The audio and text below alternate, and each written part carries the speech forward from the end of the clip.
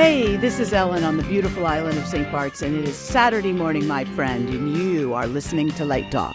Well, this is Stan again in Gainesville, Florida, and today we're talking about lowering your stress, waiting to get paid, trouble with the IRS, are those connected, and talking politics, oh no, all on Light Talk. And this is David coming to you from the beautiful Belmont Shore neighborhood of Long Beach, California.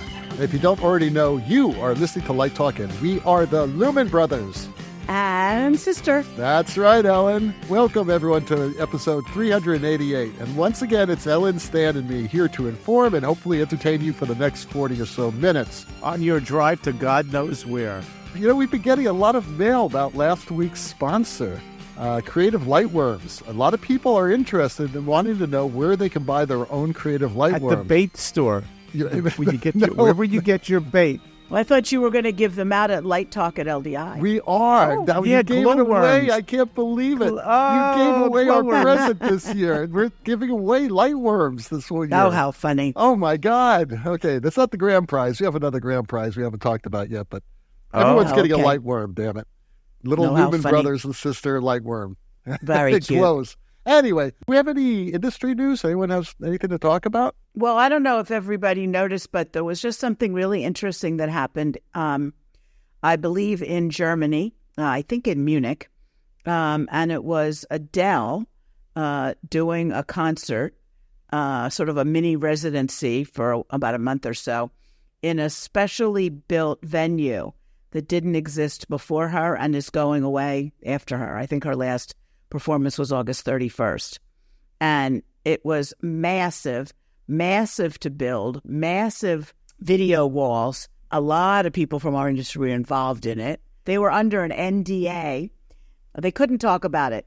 Anyway, so I think it's an interesting paradigm that, you know, instead of a tour or, you know, going from stadium to stadium to stadium, that the acts will set up, very much like in Paris for the Olympics, in these, you know, temporary stadiums, and people will travel to go to them instead of the artist having to move a huge set.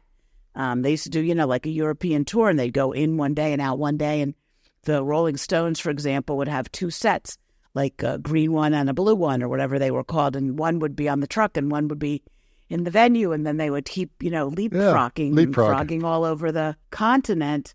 I have a question. Yeah. Is it a venue with the roof? No, it's like it was an indoor outside. venue? No, it was outside. It's outside. Yeah. So you're very weather dependent there. Yeah. Right. So But in other big. words, they stay. The performer stays in one place, and people watch And in people different come places. to. Yeah, I did read about that. You know, these yeah. damn rock stars Yeah. are getting too damn lazy. You know, I mean, what had the old days? You get into a Volkswagen van, along with the equipment, a bunch of sweaty roadies and groupies. With no deodorant. And no deodorant. Yeah, I never had deodorant. And you just go to the next bar, the county line. It's a good subject for a sponsor, David. Those are the old days. Now. Right. But, you know, it's interesting. A long time ago, I saw a project where somebody wanted to do that where, you know, there's a lot of cruise ships out there. Right. And they have limited theaters on them. And the Rolling Stones are clearly not going to play in a theater on a cruise ship. So somebody they're the age. They're cruise ship well, age. now maybe, yeah. Shuffleboard and short performance. I saw but Keith Richards on the shuffleboard court the other day. I was taking this cruise to the Virgin Islands. The guy, you know, Right. he's just like everyone else right. on the So, shuffleboard. Is that true? No. No. This is light talk, damn it. Only 70% of the shit we talk about is true. It's the casserole of nonsense. Right. The idea would be like a floating arena that could hold 100,000 people. And it would go someplace, like let's say the middle of the Caribbean in the winter and the middle of the Mediterranean in the summer. And it could have 12 docks around the edges of it. And the people could pour off of the ships into this. This sounds like a great idea, Stan. Don't floating poo-poo arena. this. I think it's a great Right, idea. and everybody sits in their section from their ship. And then when it's time to go, they go back out their door and back onto their ship. And I don't know how you move 100,000 people that quickly, but considering there's 84,000 a giant stadium when they have a big show there like U2, It certainly is a doable idea. Well, we shall Expensive, find but out. who Yeah, knows? very expensive. And, but when you're talking about climate change and carbon footprint, moving big sets all around Europe or the States isn't such a great idea anyway. So if, I don't know, which is better, moving the sets or having to move all the people? But So are we going to read about this on Live Design Online I soon? hope so. There's already a press release up about Solotech, and Roe had the video screens, and we're going to try to do a little more coverage of it. But I think it's a new thing. It's like a Las Vegas residency, but building the space as you go along. So, Stan, you have the first listener question of the day. I do, and it comes from Caroline in the city. No, Caroline from Valencia, Spain, asks, how long should you wait to get paid before you start making requests for payment? Well, do you guys, when you submit bills for something, is there like an understood 30-day, 60-day, 45-day payment period? When I worked at Production Arts back in the day, they were sort of a real business, right? And they had this thing called Net 30, which meant that the invoices were expected to be paid in 30 days from receipt. And then they had a system where you could open up the computer. When somebody called up for a rental, they wanted to order some more stuff or buy some gel, whatever, you'd always we were trained to open the computer and look and see if they were Net 30, if they were 45. Some companies were extended credit because they might have been more hand to mouth, so they might have had a Net 60, in terms of when it was due. So I think the business world does have like a Net 30, but I think the challenge is, what do you do? How do you handle it when you didn't get paid when you were either promised to or expected to? Because you don't want to burn a bridge. You always want to build relationships. You don't want to be a pest, if you will. So I think it's sort of like a delicate dance. In our little business, we do have a invoice tracking spreadsheet.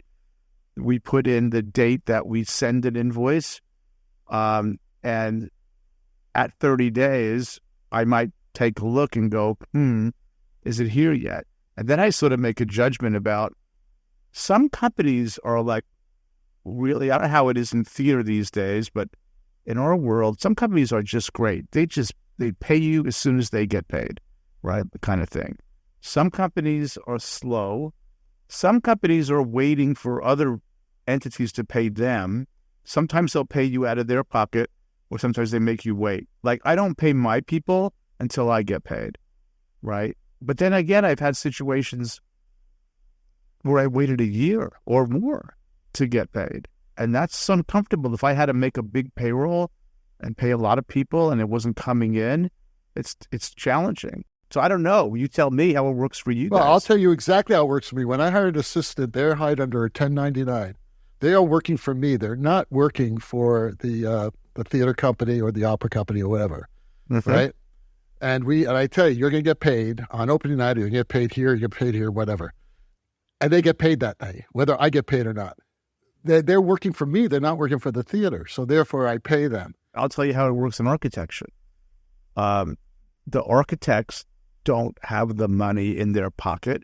They're getting paid in phases. They have several subcontractors like we are, consultants. The architect, usually, they do not pay us we can invoice them, but we're not going to get paid until they get paid because they don't have it. Well, they should, because if you're going to hire employees or independent contractors, whoever, you need to have enough cash flow to take care of that payroll. Well, sometimes, look, in the architecture firm, they've got people on salary.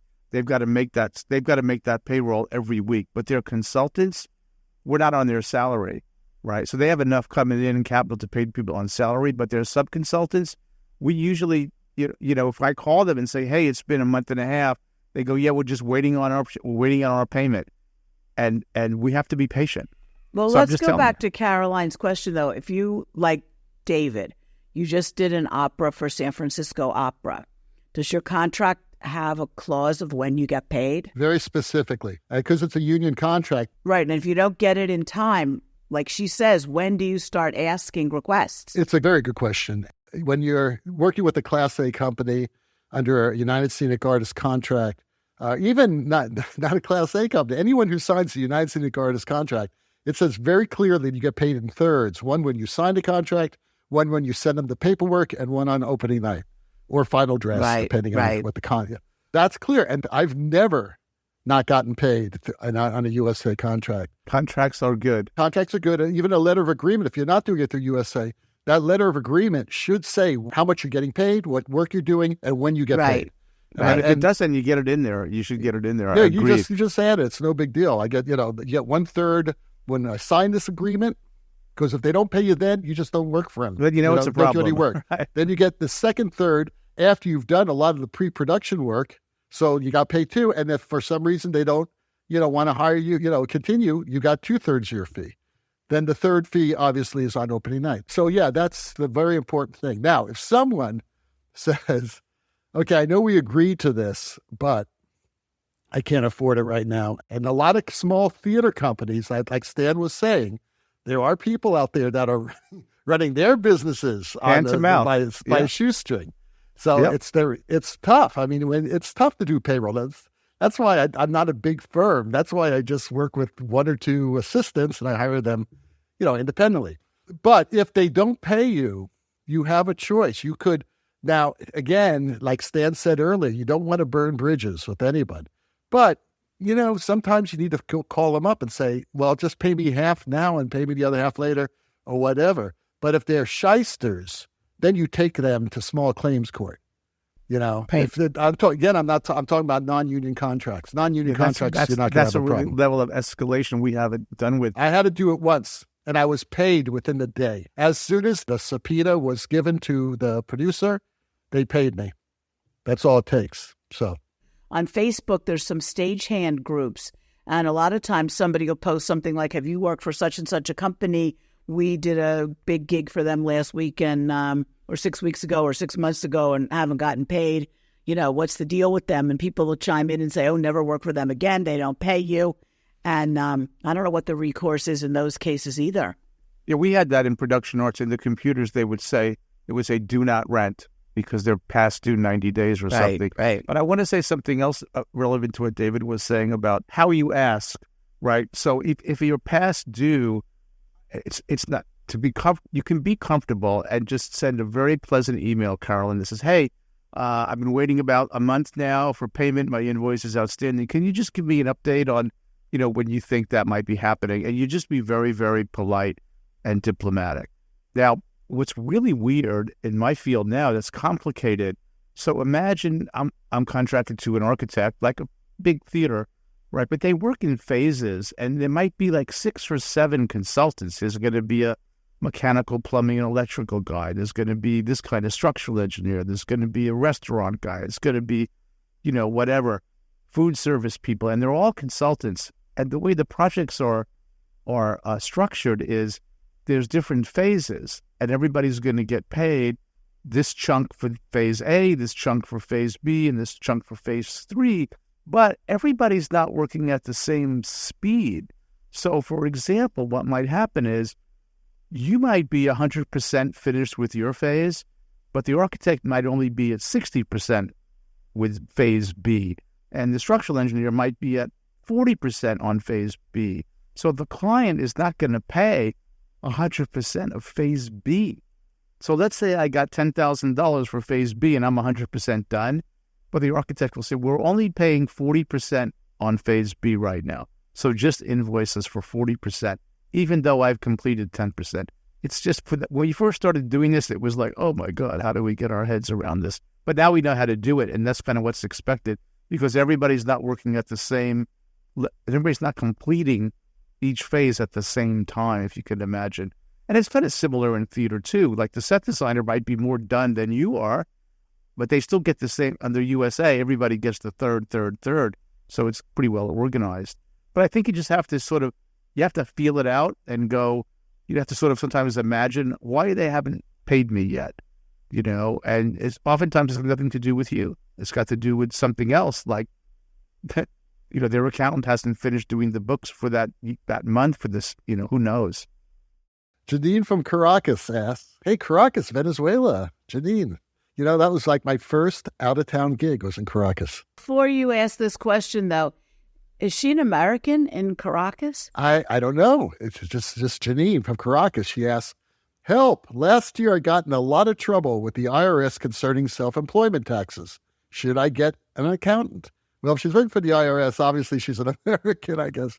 Yes, you should get an accountant. But if people from other countries earn money in America, don't they owe taxes? Well, okay, I assume that she's probably an American citizen working in Caracas or living in Caracas. Well, the sad news about that is that the United States is the only civilized country in the entire world that makes its citizens pay taxes on their worldwide income, no matter where they live.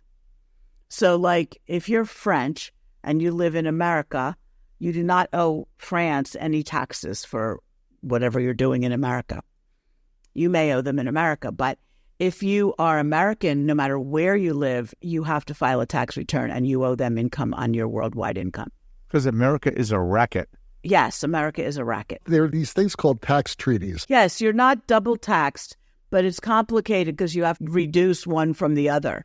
Oh, my God. I can't tell you how crazy this is because I've been insane. doing it. And the worst part of it is like, people who might work in 4 or 5 states or 4 or 5 even countries over the course of a year and have all those, 1099s to deal with, plus foreign income. There are a lot of paperwork when you're working overseas that you have to deal with, which I've been doing for the past 25 years. It's crazy. And sometimes, depending on where you're going, they're going to request a letter from the IRS that prove the basic state that you will be taxed in the IRS, that this would be a tax treaty situation, and you'd be taxed, and they wouldn't have to withhold any Italian taxes, which you don't want to be double taxed. You don't want to be taxed in Italy and taxed also in the United States, or in this case in Caracas or Venezuela. You don't want to be taxed in all these different places. You just want to be taxed in one place. So you need to find out before you take any foreign gig exactly what paperwork that company needs from you and the IRS, because sometimes it takes like 4 or 5 months to get this stupid letter. Believe me, I've been doing it for so many years. I do it immediately. I know the letters that they want. I know the forms they want, and you have to order them because sometimes it's a 5 or 6 month wait. All right. Or else you're going to have problems. You're going to take money out of your paycheck, and then you're going to have to report it to the U.S. government. Oh, my God. Now, Right. She asked very specifically about self-employment taxes. And for people who don't know, because we are independent contractors most of the time when we're designing shows, we get, as Stan said earlier, 1099s, which is meaning that they do not deduct for Social Security.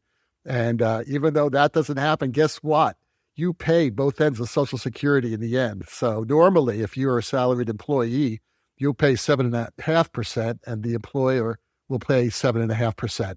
But if you're self-employed, it's a self-employed gig, you're paying 15% self-employment tax. That's what the When does self-employment that come up, tax is. David, for 1099ers? When do they pay that? Social Quarterly. Security. Oh, they have to. Yeah, they pay it quarterly. Well, I pay estimated taxes quarterly. So I'm paying 15% on all of my 1099 work, which is 90% of what I do. But you know what she ought to do, Caroline? She should open a SEP. The SEP IRA. I before she does that, if she's in trouble with the IRS, yes, she should get an accountant. Yes, she should definitely. get an accountant. And the accountant should tell her whether she needs an IRA or a SEP or a Roth or whatever she needs. Don't listen to the accounting firm of Jacques and Kaye. Right, right. That will take you into some really dark That will take you to world. prison. So, take you right to prison. You are listening to Light Talk with the Lumen Brothers and Sister. And today, Light Talk is sponsored by The Lumen Brothers Institute of Stress-Free Living. Feeling overwhelmed by the stress of theater productions? Your blood pressure is skyrocketing, insomnia is taking over, stomach ulcers are flaring up, and let's be honest, your irregularity is anything but regular. Are you worried you might be losing your mind? Maybe it's time to stop caring so much. At the Lumen Brothers Institute of Stress-Free Living, we understand your pain. Yes, the Lumen family has experienced the same stress and chaos that you're presently dealing with. Have you tried producing a podcast? You don't think we're stressed out? Anyway, we tried everything on our own, but nothing damn worked. Until now. We've discovered the secret to true stress-free living, adopting an I don't give a damn attitude. In this mindset, stressed and maxed out don't even exist. Inspired by the Coen Brothers film, The Big Lebowski, we've developed a therapy to ease your mind and help you sleep soundly at night. Introducing the Dude's Approach to Life in the Theater. This 7-week online course will completely transform your perspective on theater and life. Here are a few of our course modules. Dress for unsuccess. Wear only your bathrobe and sunglasses the focus and tech calls. The crew will think you're so cool and relaxed that you can get away with that. Nutrition tips. Forget about those healthy cassava, bee pollen, and kale chip diets. Our research at the Institute has found that a strict White Russian and marijuana diet is the key to a healthier and happier lifestyle. It might even improve your lighting skills. Just stay away from that orchestra pit. Conflict resolution. When there's a heated disagreement among the production team, use key phrases like, the dude minds. This will not stand, This aggression will not stand, man. If colleagues start yelling at you and disparaging your name, just respond with, I'm the dude. So that's what you call me, that or his dudeness or duder or, El Duderino if you're not into the whole brevity thing. Adjusting the criticism. When the director gives you his lighting notes at the end of rehearsal, sit back behind your cool sunglasses and say, yeah, well, that's just like your opinion, man. Finding new opportunities. After you've been fired from the production and head to the local bar with your colleagues for some commiseration in White Russians, when they ask how you'll survive driving an Uber, you can coolly answer, oh, well, the dude abides. So if theater production stress is driving you crazy, don't take Xanax. Go bowling. Don't waste any more time of your pathetically shortened lifespan. Enroll in the Lumen Brothers Institute of Stress-Free Living online course, The Dude's Approach to Life in the Theater. You may end up unemployed, but you'll surely be a lot happier.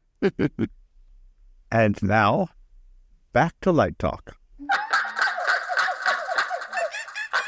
Well, the sound of those crazed monkeys and ducks wreaking havoc in Stan's gourmet chicken. Gourmet chicken. You have a gourmet chicken, Stan.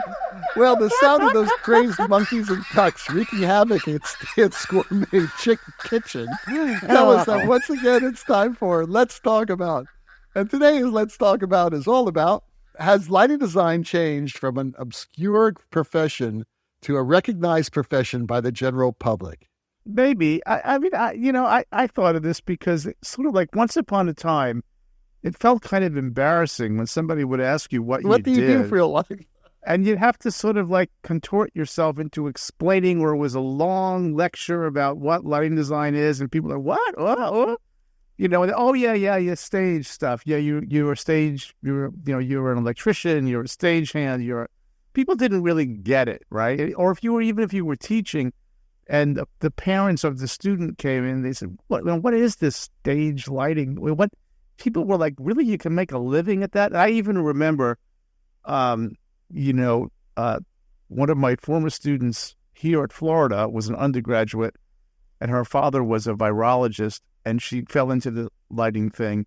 And she's now running the program in Texas. She's very successful, did some Broadway stuff.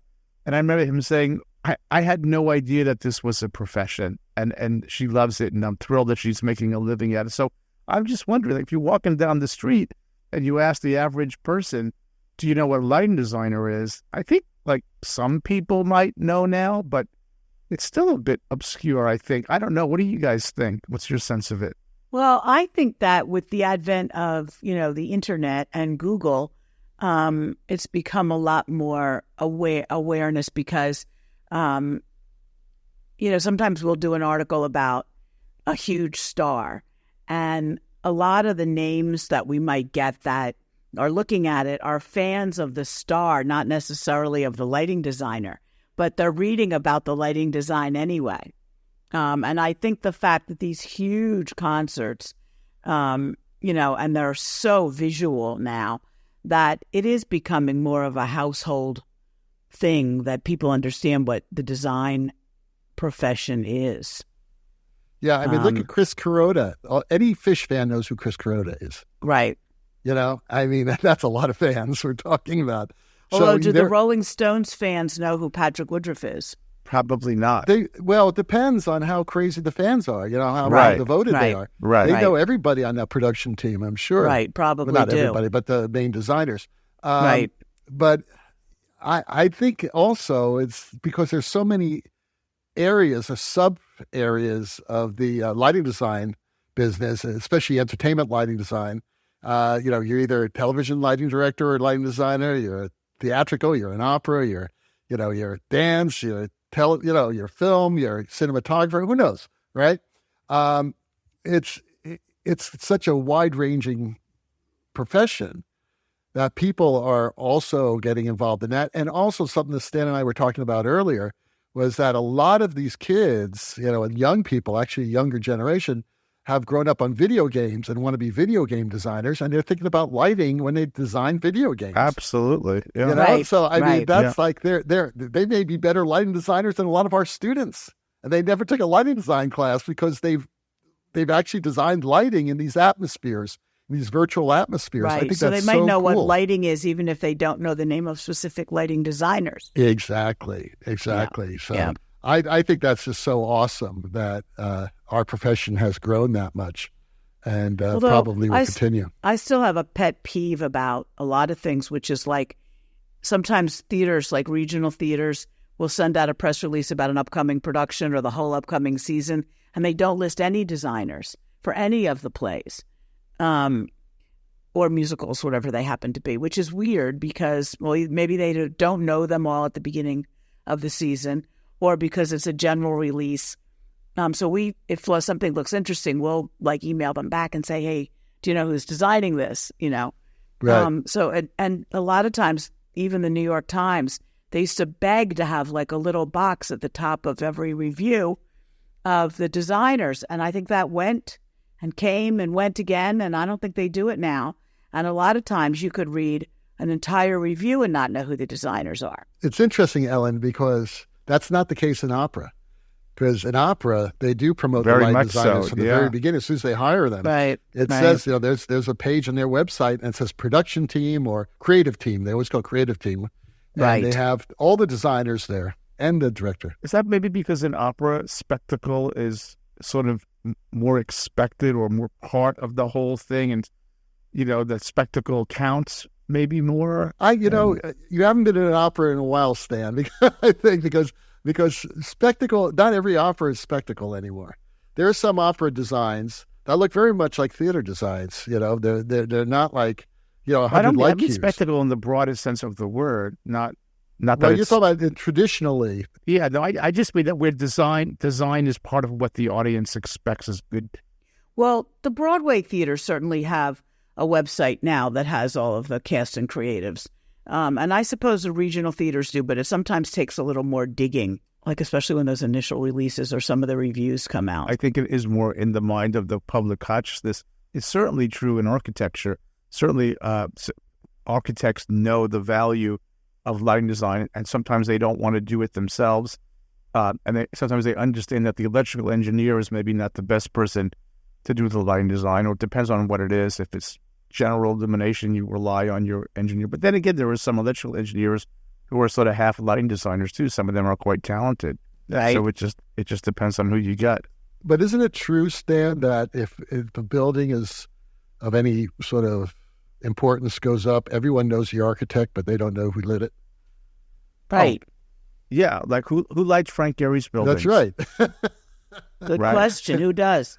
You Right, know, or so Calatrava. it's like you're in a way like a subcontractor because I bet in your contract you have no clause there for billing, do you? Well, I don't know. We haven't done anything of that kind of prestige, but I would bet you that the rock star architects that we think of that come to mind, like the Calatravas and the Gehrys and those folks, they usually rely on an architectural lighting design company. Absolutely. Who has a principle. Like let's take Ship Israel, for example. Let's take Lighting Design Alliance. If you're building, you know, a huge casino in Las Vegas, you're jobbing that out to somebody like Chip, right, who's got a team of people who have phenomenal skills, right? And but I think the average person, like if you went to his website and you look at the buildings, nobody thinks about Cheesecake Factory. That's one of his biggest clients. You walk into a Cheesecake Factory, the lighting is exceptionally good, isn't it? Right? It's sort of remarkable. Well, that's him. It's better than Denny's. That's all I can say. Denny's has the worst lighting design I've ever seen in my life. On the other hand, Denny's might be lit by... Everything's green. Right. So you might have an MEP, a mechanical, electrical, plumbing firm that does Denny's, but you look at, Paris and Las Vegas and it's Chip.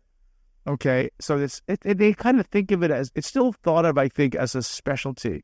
Even in entertainment or even in architecture, lighting is sort of a specialty thing. If you're building a hospital, you probably hire a hospital consultant. If you're building a banquet hall, you're hiring a catering consultant. So it is a specialty still in a way, I think, and how much public knowledge there is sort of, maybe not as much as we would like, but I think it is better than it was 30 years ago. When people ask me what I do, I say I'm a live entertainment designer. Right. That's it. I don't say lighting shows. You could be doing piano bars too, right? I play piano bars. I play nudist colony. By the way, I played that nudist colony, Stan. I was thinking about you. Yeah. Me? Why? Well, I don't know. I was just wondering, how would Stan react to this? It was very interesting. I must tell you, I loved it. I'm not a prude. No, these people, it was just a culture. It's like a different culture. It's wonderful. Right. Right. They just feel... They free. Just relate to everyone else. It's beautiful. And they like dance. Who lit they Studio danced all night 54? long. Do we know who lit Studio 54? Jules Fisher and Paul Morantz. They lit Studio 54. It could be, but I'm just throwing things out there. Like, I know when I was at Production Arts, we did the Red Parrot. I don't know who the designer was. Oftentimes it's a theater person doing spillover, Well, it's interesting about other designers because some scenic designers like David Corns and Derek McLean, who have moved beyond the stage and gone into either those large immersive environment things or the Drama Bookshop or the Academy Awards, have been written up in, they get, sort of mainstream press articles a lot from, the New York Times to Architectural Digest because they're doing things that are of more general interest, I guess. Yeah. And what's his name? Rockwell, the architect, has done a lot of stage sets. David Rockwell. And then you had David Hockney, who was a painter. Yeah. Right, who did some lighting for San Francisco Opera thing. I think the first Verilight opera was David Hockney, who was not trained for the stage, but he was a fine artist. I love that crossover stuff, frankly. I think it's great. Yeah. Interesting. Well, Ellen has our final question of the day. So, Roxanne from Detroit wants to know, with this crazy presidential election heating up, is it wise to avoid talking politics at the production table? Well, yes. I'd say yes, at the production table, just the same as at the dinner table. I mean, I think there are two conditions. One is that everyone is on your same team. Your headsets are off. You got to make sure the headsets are turned off. Right, your mic is off. Or, there are people who may differ, but you agree to disagree, and there aren't going to be any arguments coming out. I think especially this time around, the stakes are high, and I don't think it's polite conversation in most cases. And for God's sake, we got to be focused on the show. We're there doing a job, for God's sake. We're not talking about anything else. So No. We're the three of us are all very political, as our listeners probably know, and we try to keep our politics tampered down as much as possible. Right. When we're off air, we do talk a lot. And we have a good time because we love each other, but we never know. You never know. Right. You don't want to get piss people off. You want to respect their opinions and make sure that they understand. Yeah, when Facebook and Twitter and all those things first started coming around, you discovered that future employers might look at your Facebook page to find out stuff about you. So that's probably not a good place to post your opinions either. Don't post stuff that's public. They can't see your friend post, right? Well, They could I don't probably vote. find it. They probably get in there. I don't think we're if you don't all post safe. if you don't post publicly, only your friends can see or your they post. become Yeah. a friend of a friend. I don't know. People have been Yeah. warned about what they post. That's I'm right. keeping my mouth shut on this subject. Okay. Um, This is wise move. I got what I want to say is two things: no comment, and and no comment, and it's also a shame that we can no longer Comment. have civil important debates around policies and issues, because that's what America. That's really what makes America great, Right. and it's been taken away from us, and I lament that. And beyond that, no comment. Yes. So the answer to Roxanne is no, unless it's, when you're cleaning up at midnight and it's that last Hershey bar of the day and you know that these people are on your team. There you go. All right, well, the rocking sounds of the Luminoids tell us that once again you've spent another morning listening to Light Talk. You can hear our show on just about every podcast site out there. Check out our website at lighttalk.org and be sure to follow us on Facebook and subscribe to our podcast. That way you will not miss a second of Light Talk Insanity. No guarantee is offered regarding the accuracy of any statements or opinions made on this podcast. However, I have an announcement to make. Oh, no. I received a certified letter this morning from the Nude group. And in that letter, I was informed that for reasons that are confidential and cannot be disclosed publicly, the prior law team has been dismissed by the principal of the Nude group. And you'd have to check with her about the reasons, but I have to just do my thing because they have been replaced. And so, if you decide to litigate, the Nude group with the legal team of Watson, Leitner, and Beam will defend us until our retirement funds are completely depleted. Light Talk is written and produced by the Lumen Brothers and Sister, coming to you from Long Beach, St. Bart's, and Gainesville. And be sure to join us next week when we talk about more lighting shenanigans and serve you more of our casserole of nonsense. Light Talk, broadcasting questionable Lumen knowledge and humor around the world. So we'll see you all next Saturday morning. Bye-bye from Light Talk. Bye-bye. Bye-bye, everybody.